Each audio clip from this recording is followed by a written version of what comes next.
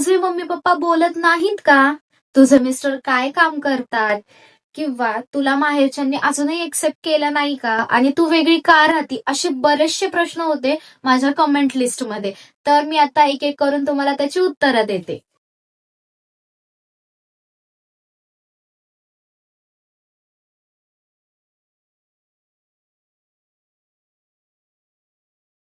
Hi hello everyone, कसे आहेत तुम्ही सगळे? अपेक्षा करते की खूप छान मस्त मजेत असाल. तर मी गौरी स्वागत करते तुमचं आपल्या चॅनलमध्ये. तर कालच्या तुम्ही Q&A व्लॉगला खूप सारं प्रेम दिलं, त्यासाठी खरंच खूप जास्त थँक्यू. आणि तुम्हाला आणखीन काही प्रश्न असतील तर ते तुम्ही ह्या व्लॉगच्या खाली कमेंटमध्ये किंवा मला इन्स्टावरती सुद्धा विचारू शकता. मी त्या सगळ्या प्रश्नांची तुमच्या उत्तरं देण्याचा प्रयत्न करणार आहे. तर हा Q&A पार्टचा पार्ट 2 आहे. तर आपण जास्तीत जास्त वेळ न घेता आणि कुठलाही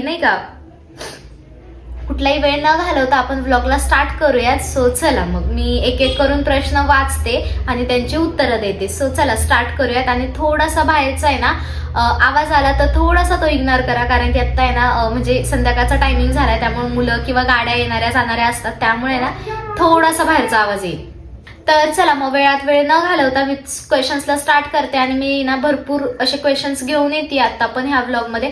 मागच्या व्लॉगमध्ये मी 10 ते 15 क्वेश्चन्स कव्हर केले, तर ह्या पण व्लॉगमध्ये मी 10 ते 15 क्वेश्चन्स कव्हर करते. आणि जर सगळे कव्हर झाले तर सगळेच करेल, जर नाही झाले तर मी पार्ट 3 सुद्धा घेऊन येईल. सो चला स्टार्ट करूयात. आणि पहिला प्रश्न आहे बेडकर यांचा. तुझे मम्मी पप्पा बोलत नाही का? तर हा मोस्ट इम्पॉर्टंट क्वेश्चन आहे. माझे मम्मी पप्पा बोलत नाहीत, त्यांनी अजूनही एक्सेप्ट नाही केलंय. सासरचे लोक सगळे बोलतात. त्यानंतर तुझे मिस्टर काय काम करतात? तर मी हेच उत्तर आहे ना उद्याच्या व्लॉगमध्ये देईल, आणि त्याचं कारण सुद्धा तसं आहे. तर मी त्याचं उत्तर का उद्या देईल हे सुद्धा मी तुम्हाला उद्याच सांगते. सो तू खूप जास्त स्ट्रगल केला आहे. प्रियाचा हा कमेंट होती की तू खूप जास्त स्ट्रगल केलंय लव्ह स्टोरीमध्ये. तर हो, आपल्याला जर आपलं प्रेम सक्सेस करायचं असेल किंवा मिळवायचं असेल तर सगळ्याच मुलींनी स्ट्रगल केलं पाहिजे, असं एक माझं डिसिजन आहे किंवा माझं मत आहे. त्यानंतर तुझ्या माहेरच्यांनी तुला स्वीकारलं का? ह्यांचं नाव काय माहित नाही, म्हणजे ह्यांच्या आयडीचं आहे हॅपी बॅचलर मॅन.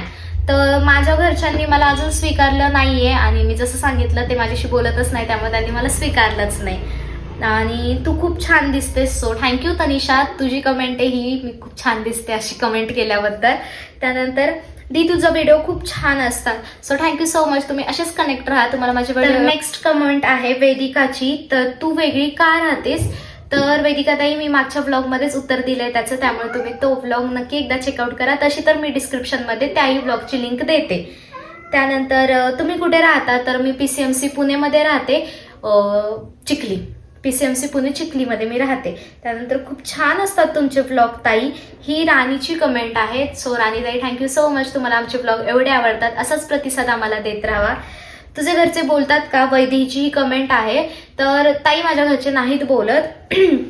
आणि मेन तर कमेंट खूप आहेत की तुझ्या घरचे तू लव्ह मॅरेज केल्यामुळे तुला त्रास देतात का? तर ही श्रद्धाची कमेंट आहे. तर नाही, मला माझ्या घरातल्यांनी त्रास नाही दिला. म्हणजे त्यांनी जेव्हा माझं लग्न झालं त्यांना समजलं, तेव्हा त्यांनी असं उत्तर दिलं होतं की ती आमच्यासाठी मेली म्हणून आम्ही सोडून दिली. त्यामुळे ते बोलतही नाही, त्यांनी एक्सेप्टही नाही केलं, आणि ते आम्हाला त्रास सुद्धा देत नाही, त्यामुळे काहीच नाहीये. त्यानंतर युट्यूबवर लॉंग व्हिडिओ टाकत जाणार? तर हो, मी टाकत जाण्याचा प्रयत्न करेल, ही संध्याची कमेंट आहे. आणि त्याचबरोबर त्यांनी अजून एक कमेंट केली आहे की लव्ह स्टोरीचे सुद्धा पार्ट घेऊन ये. तर हो, मी लवकरात लवकर ते सुद्धा पार्ट घेऊन येण्याचा प्रयत्न करणार आहे. तुमची लव्ह स्टोरी खूप इंटरेस्टिंग आहे. सो थँक्यू सो मच, आमची लव्ह स्टोरी एवढी आवडते आणि माझे ब्लॉग सुद्धा खूप जास्त आवडतात लोकांना. तर तुम्ही असेच कनेक्ट राहावा आमच्यासोबत, आणि आपण छान छान आणि वेगवेगळ्या टाईपचे ब्लॉग घेऊन येऊ.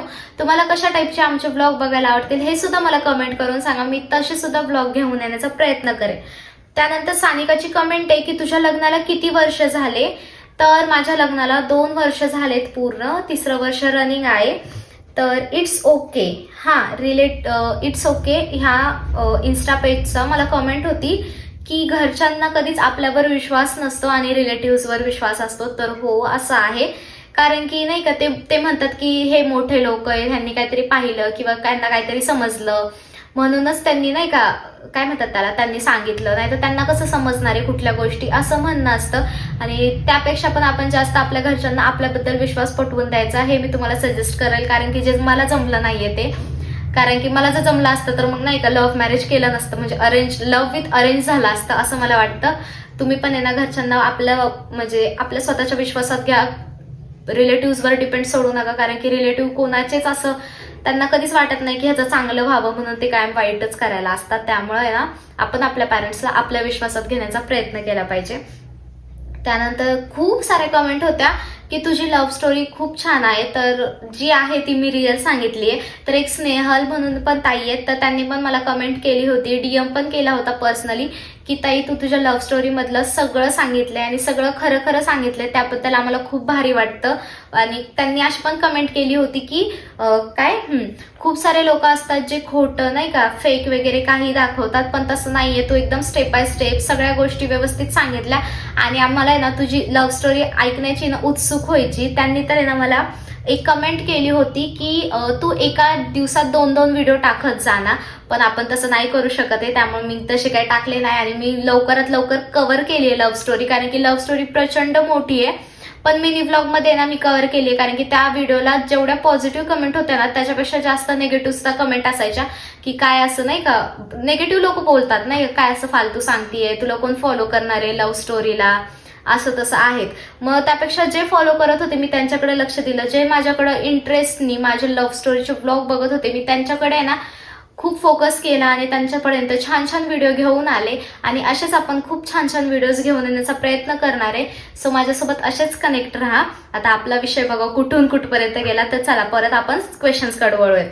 तर ताई तू लग्न कुठे केलं, तर ह्यांची कमेंट आहे पण ह्यांची युजर ID नाहीये, डायरेक्ट नंबर होता, माहित नाही कोण आहे. तर मी आळंदीमध्ये लग्न केलं. मी ते संस्थानाचं नाव सुद्धा सांगेल तुम्हाला नेक्स्ट व्लॉगमध्ये जर मला भेटेल तर, म्हणजे आहेत डॉक्युमेंट्स त्याच्यावरचं बघून मी तुम्हाला सांगेल. आळंदीमध्ये केलं मी लग्न. त्यानंतर ताई तुझी लव्ह स्टोरी खूप भारी आहे, अशा खूप साऱ्या कमेंट आहेत. मी खरंच प्रत्येकाचं नाव घेऊन नाही वाचू शकत वनिता ताई, म्हणजे खूप साऱ्या कमेंट आहेत, एकच नाही, एका व्हिडिओच्या खाली 2, 3, 4, 5 म्हणजे भरपूर कमेंट आहेत की ताई तुझी लव्ह स्टोरी खूप छान आहे, ताई तुझी लव्ह स्टोरी खूप छान आहे. आता मी सगळ्यांनाच थँक्यू सो मच, माझी आणि ह्यांची तुम्हाला एवढी सगळी लव्ह स्टोरी इतकी आवडती येते आणि तुम्हाला खरंच दिसलं असेल की आमच्या दोघांचं लव्ह स्टोरीचं किंवा रिलेशनशिपमधलं जे काही स्ट्रगल होतं ते त्यामुळे जे रिअल होतं ते तुम्हाला आवडलं आणि त्यामुळेच तुम्ही एवढा सगळा सपोर्ट केला आणि तुम्हाला एवढ्या सगळ्या गोष्टी आमच्या लव्ह स्टोरीमधल्या आवडल्या. So thank you so much. आणि त्यानंतर तुझ्या मिस्टरांची आणि तुझी कास्ट कोणती आहे ही पण वनिता ताईंचीच कमेंट आहे. तर माझी आणि माझ्या मिस्टरांची कास्ट एकच आहे, आम्ही NTCच आहोत दोघं पण. ताई तुझ्या घरचे आता बोलतात का, तर मी म्हटलं नाही, माझ्या घरचे काही बोलतच नाही. तुझ्या लग्नाला आणि रिलेशनशिपला किती इयर्स झाले होते, तर माझ्या लग्नाला आता 2 वर्ष कंप्लीट झाले, 3रं वर्ष चालू आहे जसं की मी तुम्हाला सांगितलं. आणि त्याचप्रमाणे माझ्या रिलेशनशिपला 5 इयर्स कंप्लीट होते, 5 इयर्स रनिंग होते, त्यावेळेस आम्ही लग्न केलं होतं, म्हणजे आत्ता आमच्या रिलेशनशिपला 7 इयर्स कंप्लीट झालेले आहेत. आणि त्यानंतर कास्ट एकच होती. मग घरच्यांचा विरोध का होता लग्नाला, तर माझ्या घरच्यांचा विरोध एवढ्यासाठी होता की नाही का फायनान्शियल स्टेबल नाहीये किंवा त्याच्या नाही का घर नाहीये असं, म्हणजे त्यांचं एक म्हणणं होतं की घर गाडी असं पाहिजे नाही का. पण मला पण एवढंच एक सांगणं आहे आणि आता पण सगळे इन्स्टावरती किंवा व्हिडिओज वगैरे मध्ये पण सांगतात की जे तुम्ही 40 वर्षापर्यंत तुमचं घर गाडी नाही झाली आणि तुम्ही ते 20-25 वर्षाच्या मुलामध्ये कसं काय इतकी अपेक्षा मोठी करता नाही का. होईल, आज नाही उद्या सगळ्यांचं होत असतं, कोणी असं राहत नाही आणि जे कोणी राहील त्याला आपण स्वतःहून एक्सेप्ट केलेलं असतं. त्यामुळे मला तरी काय वाटणार नाही कधी ह्यांच्याकडे घर असू किंवा नसू, गाडी असू किंवा नसू, त्यांनी माझ्या सगळ्या काही अपेक्षा इच्छा पूर्ण करत आले, ह्याच्यातच मी सुखी आणि समाधानी. तर शेवटची आणि सगळ्यात छान आणि सगळ्यात भारी कमेंट वाटली मला ती म्हणजे श्री स्वामी समर्थ. तर तुम्हाला सगळ्यांना श्री स्वामी समर्थ. आणि त्याचबरोबर मी माझा ब्लॉग इथेच संपवते. कसा वाटला नक्की मला कमेंट करून सांगा आणि अजून खूप सारे प्रश्न आहेत ते मी पार्ट 3 मध्ये घेऊन येण्याचा प्रयत्न करेन. आणि अजून तुम्हाला जर काही माझ्याबद्दल प्रश्न विचारायचे असतील किंवा ह्यांच्याबद्दल काही असतील तर मला नक्की कमेंट बॉक्समध्ये सांगा, मी त्याचे सुद्धा उत्तरं लवकरात लवकर घेऊन येण्याचा प्रयत्न करेन. So bye. ब्लॉग कसा वाटतोय नक्की मला कमेंट करून सांगा. अजूनही कोणी आपल्या चॅनलला सबस्क्राईब केला नसेल तर लवकर जावा, सबस्क्राईब करा, बेल आयकॉन क्लिक करा, म्हणजे माझे नवीन नवीन अपडेट्स तुमच्यापर्यंत येत राहतील. So bye.